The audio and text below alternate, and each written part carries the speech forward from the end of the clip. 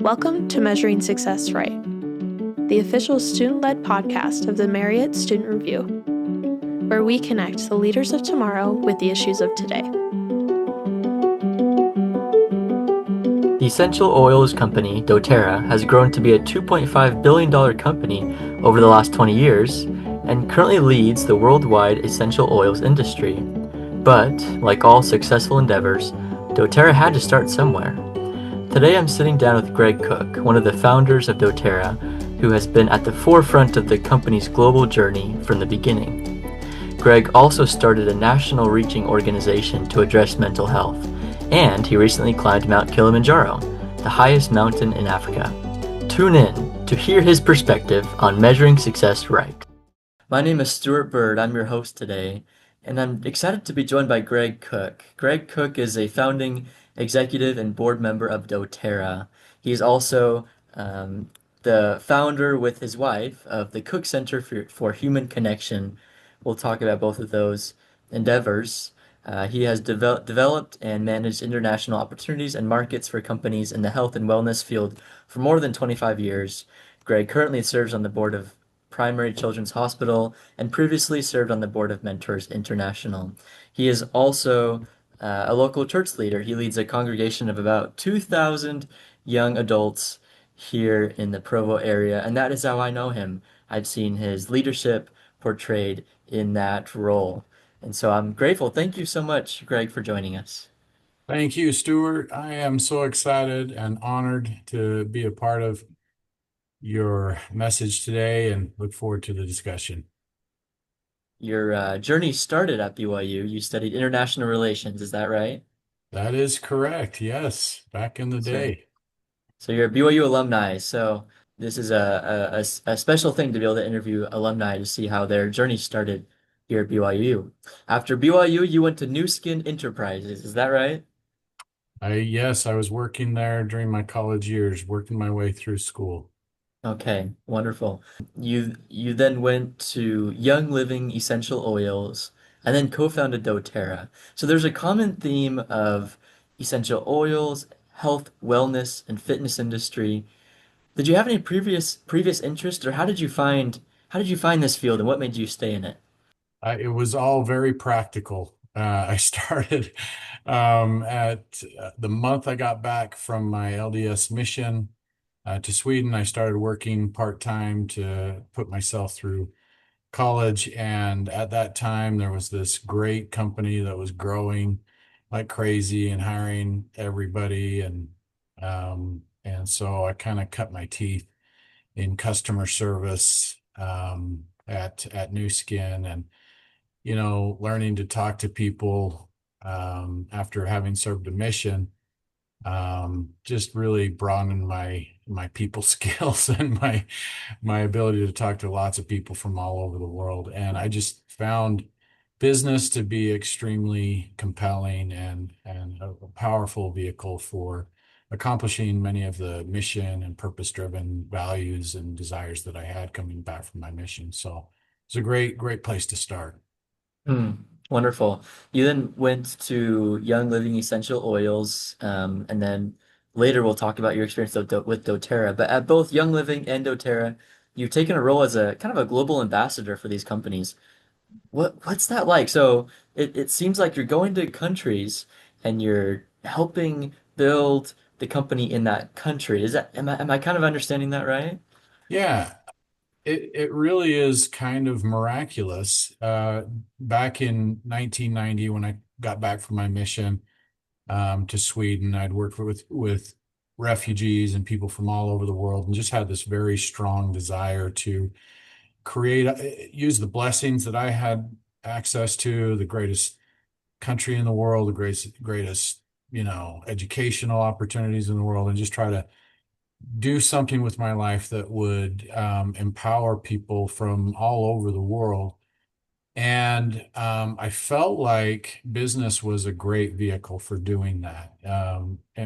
Providing jobs for people who don't have a lot of experience, access to resources, don't have educational opportunities, things like that. I felt like being able to create thousands, tens of thousands of jobs for people throughout the United States and all over the world was just something that was a true meaningful, purposeful effort.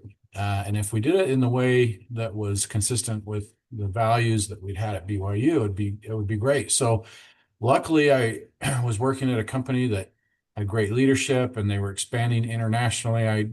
Back in those days, 1990, you had to leave Utah to do an international job. There just weren't that many international opportunities, but fortunately, the opportunities manifested as I finished my degree in international relations at BYU and just put those passions, those desires to work and worked to create opportunities for the company that would expand internationally, eventually leading the new market development efforts at New Skin and Young Living. And then as we founded our own company, doTerra, we went very quickly into international expansion because of the expertise and the experience that we had. So yeah, global expansion, global development has been a huge part of my life, and I've been very grateful to have those opportunities. Interesting. I'm assuming that has led you to travel a lot in your career and to live abroad. Is that A true? lot. I used to have less face. I had more hair. You travel is the enemy of of good health in many ways. A lot of stress, a lot of lack of sleep, a lot of travel. But been to pretty much every part of this world, many of them multiple times. It is a beautiful world that we live in, wonderful people everywhere you go. And we've been blessed to open up many countries. doTerra now operates out of 30 different offices, supporting 120 different markets around the world. Um, it's just been a tremendous opportunity. Yeah, love it. So, doTERRA is a big name. I'm sure that our listeners know that name and they've bought products and experienced that company. You've been there from the beginning. I just want to hear what that was like. So, what inspired you to start doTERRA? You know, I actually didn't never had a plan to start my own company or to be a part of it. But life has a way of guiding you if you are listening and you're paying attention. Um, and it was definitely a windy road to the starting of doTERRA. But ultimately, I found myself in a position with the right people. There was four of us that originally felt like we could do things better than they were being done in the world of essential oils. We'd all been converted to the benefits of essential oils, me mostly through my wife, who is a very naturally minded individual and inspired me to pursue participating in this.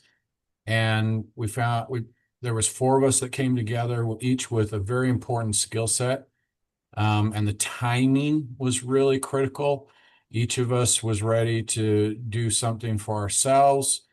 We thought we could do it better. We had the wherewithal, the skills. One of us was great at sourcing essential oils. One was great at education around essential oils. A couple of us were really good at business and compensation plans and just had the right skill set came together. And then we recruited a couple other people that were available. One on marketing, one on legal, one on finance. Anyway, it just the way the team came together and the timing of everything, we just had this strong desire to do an essential oil company that would be more mainstream, that would appeal to young moms who are looking for natural health alternative solutions. And the macro environment was very conducive to that. We had huge national debates around healthcare. We had a recession. We started doTerra in late 2007, early 2008, right at the beginning of the recession. And people thought we were crazy for starting a company, during that time. But we just really felt strongly we had the right team, we had the right products, we had access, we had skill sets, we had just this tremendous desire to share essential oil health and wellness with lots and lots of people. And we've been able to be very, very successful, hit just sort of a niche that way with hit a nerve, I would say, with young moms across America who want a natural, healthy lifestyle. And essential oils are extremely powerful vehicle for helping people to do that. And so we found a lot of meaning, purpose, and opportunity. Interesting. Was there an event or an instance that you feel like was the biggest catalyst to the success that it has now? Yeah. Um,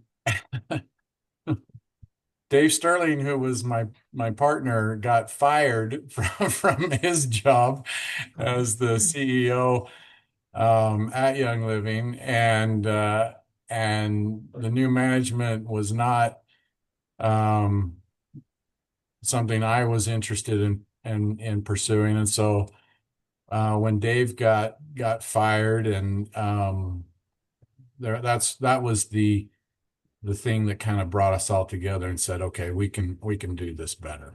And and that's a whole nother long story, but a fascinating and turned out great story, actually. So Interesting. I feel like sometimes, even at the simple level of school projects, sometimes one person can help kind of be a spark for the team. So absolutely, that's absolutely. cool. And Yep. then what has been your focus? At doTERRA, have you been primarily focused on international relations with the company, or have you taken on many roles, or what are you Yeah. at now? Yeah, when we started, we all kind of did it all. There was just four of us, and because we were using our own money, we didn't really get venture capital. So we just kind of used our own money, mortgaged the house, the whole nine yards. That's a whole nother story. But we I did accounting, hiring, firing. We didn't hire. We actually didn't fire many people because we weren't hiring that many people initially. But we eventually began hiring people. We did the four of us did a lot of the development work. Eventually, there was five of us, and we took no salaries and just went to work. We started selling. We went to work in late 2007 and began selling in April 2008, and that's when we started the company and started growing. So. It's just been a great journey. So the first year and a half to 2 years, I spent time just helping lay the foundation of doTERRA. I wrote or main architect of many pieces of our company in terms of the compensation plan, the loyalty reward programs, just some marketing things like that. But then just took care of a lot of product manufacturing, product sourcing, things like that. And so we kind of did it all until we hired more people. Interesting. You got a degree in international relations.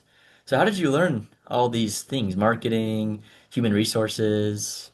Did you just learn on the job, or how did you learn it? Yeah, well, I had been in the industry for, 16 years Uh, by this time at New Skin and Young Living, and had made an effort to understand all aspects of the business, especially when I took on the role of international development or international expansion. You really have to understand all aspects of the business if you're going to expand that company into foreign markets.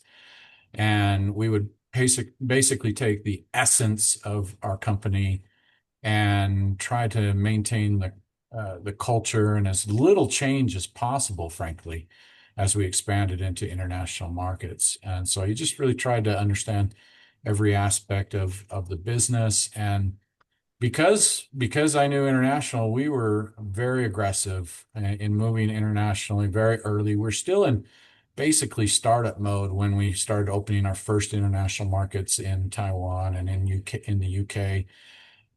So we moved very, very quickly, very, very aggressively. Fortunately, our business was a very cash friendly business, and we were able to have the money that we needed to prudently and in a very conservative way open up some international markets that ended up doing very, very well for us and have still continued to do very well 20 years later. Wonderful. Well, I know that recently you and your wife, Julie, wanted to give back to the community, and you both started the Cook Center for Human Connection.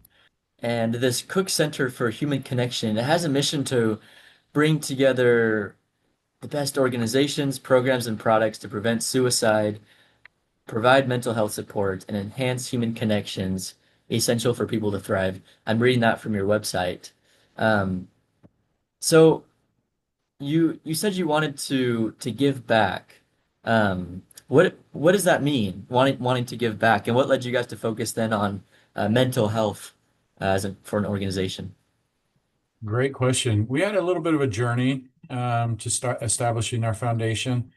Um, we we've always been, the values of the Marriott School teach you some very important things about helping everyone and serving everyone and serving the world. And so we were of a mindset to build giving back into our DNA. And so very early on at doTerra, we incorporated what we called doTerra Healing Hands into the sourcing supply chain of doTerra. And we created what's called co-impact sourcing, which is a way we brought our charitable organization, nonprofit, to doing projects in those parts of the world where we were sourcing essential oils in poverty-stricken areas like Haiti and so forth. And so we've always tried to build doing good into the DNA and into the foundation rather than have it as a one-off. But as it pertains to mental health, we as a company started getting tons and tons of requests for essential oils that could support mental health initiatives, and we did a lot that way. But we recognized quickly that mental health was the number one cause of death for kids in Utah and across the Intermountain West, and number two nationally. And there was more that needed to be done on the prevention side. And so the Cook Center for Human Connection was an effort from our family and a wonderful CEO who came forward and said, let's get on the prevention side with these kids age 10 to 24, where there there needs to be more done. So we took two actions. One was that we created the Cook Center for Human Connection, which is an effort to go out into schools across America. We're now in millions of homes across America through thousands of schools across America, helping schools help parents to engage their kids on mental health. Schools are not, in and of themselves, are not prepared to handle mental health issues. They're just not staffed for that. But that's where mental health is manifesting. That's the front lines of mental health challenges. So we have an organization that goes out and brings parents and schools together into the equation to provide better help and support. And then the second thing we did was we've partnered with or donated to Primary Children's Hospital behavioral health initiatives as well. So we've worked on the prevention side as well as the treatment side, and also through doTerra on the consumer product side, just working to address mental health, which over the last 10 years has just been a major focus, epidemic even of in our country. And so we're very proud of the work that we've done. It's been going on for 5 to 10 years now, and we're pretty excited about it. Thank you. It's inspiring to see how you've taken all the different resources, connections, that you have and you're able to put it into this amazing organization, it shows who you truly are, that you're true to who you are. It reminds me of the value of integrity, which is one of the values of the Merit School of Business. I don't know, would you say that, integrity has played a role in help with starting this organization and growing as a successful businessman? What are your thoughts on that? Absolutely. For me, integrity has been a big part of one of the first values of the Marriott School, which is faith in Christ. I think integrity is an outcropping of that discipleship. But when I when I think about integrity, one of the very first experiences I had was when we were starting doTerra. I decided that we would fund the company ourselves, and in order to do that, I went out. The only real assets I had was my home, so I went out and I mortgaged my home. And in the process of mortgaging the home, this was crazy times back in 2007 to end of 2007. They would give you a loan for almost anything. And so when I applied for the loan, they asked me, "What are you going to do with this money?" I said, "Well, I'm going to quit my job and start a new company." And, and long story short, they gave approval for the loan, and so I did that. I quit my job and went to work on funding the company. And a little while later on, the the higher ups at the bank in New York found out that I was unemployed, and so I had to go through quite a process of approvals to get this closed. And I'd gone up the channel to the chief underwriter of the bank, and while I was waiting to talk to him, I was speaking to his assistant, and I said, I told you guys what I was going to do, and she said, yeah, but things have changed, and I said, well, why are we still talking? And she said, the only reason we're still talking is your credit score. Your credit score is an indicator of who you are, of a lifetime of good choices and your integrity. And I said, oh, well, that's great. Thank you. I didn't know that, but thank you very much. And I'd go on to speak with the chief underwriter. And when I promised him that I would pay the loan back, I think he recognized that he was speaking to somebody that would, in fact, pay the loan back or would make every effort to do so. And so they gave me the loan based on integrity. And I've always been very proud of that. Doesn't mean I always am perfect. I still have made mistakes and I'm working always. But I think that's just an example of how our choices in life that go unseen a lot of times will eventually make a difference for us as we try to do good in the world, and integrity is a big part of that. So thanks for asking that. Thank you for that story. That is so interesting how, because you had integrity, it actually opened some doors. It was also interesting to hear about how, the path for you hasn't always been easy. There was a starting point, and I think sometimes in those starting points of life, we can be measuring success, in unhealthy ways. I want to now focus and close our discussion with the title of this podcast, which is Measuring Success Right. How do you, as a businessman, as a father, as a religious leader, how do you measure the success of your life? Wow, that's a no small question there, Stuart. Thanks for going straight for the jugular there. I I will tell you, I've learned the answer to that by what I know doesn't work. You go out and when you reach a level of success, if you start talking about how successful you are, you're the largest essential oil company in the world. You have 14 million customers. You have, over 60% retention of those customers. You've changed lifestyles for people. You've provided joy and employment for people all over the world. Those are great, but those don't. usually stand up to what is really the most important things. And I would say what's given me the most joy is knowing that um, there is an effort in everything we do to be and I know it's a very personal thing, but there is an effort to make everything that we are consecrated, and we can talk about philanthropy all we want to, but consecration is much bigger and better. Um, it's a way of life. It's a way of living that is more joyful, brings more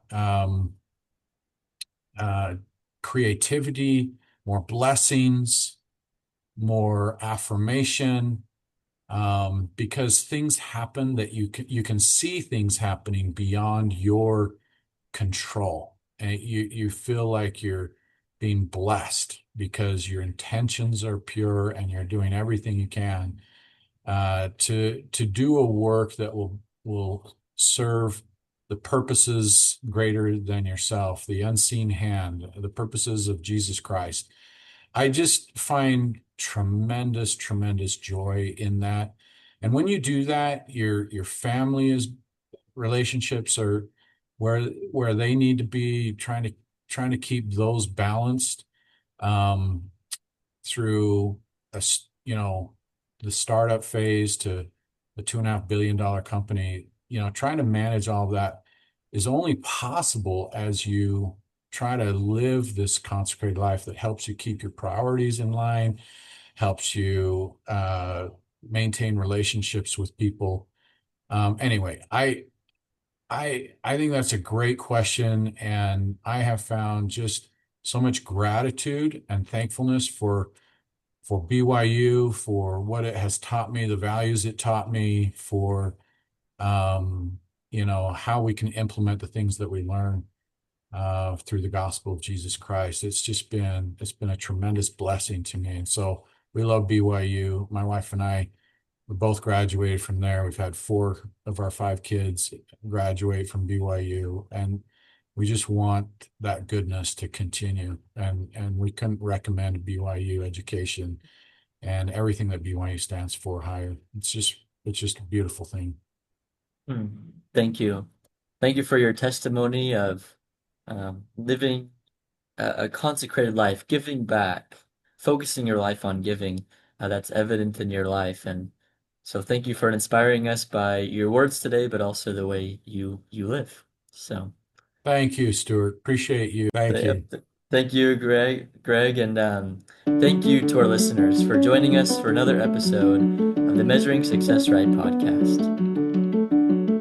Thank you for listening to the Measuring Success Right podcast. If you like this episode, please share it with a friend and subscribe so you don't miss the next interview.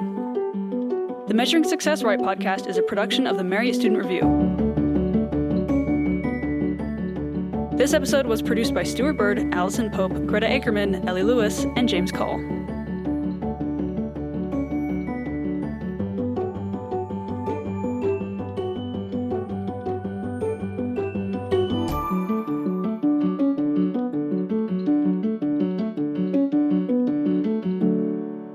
The views and opinions expressed in this podcast do not reflect the official views or opinions of Brigham Young University or the Church of Jesus Christ of Latter-day Saints.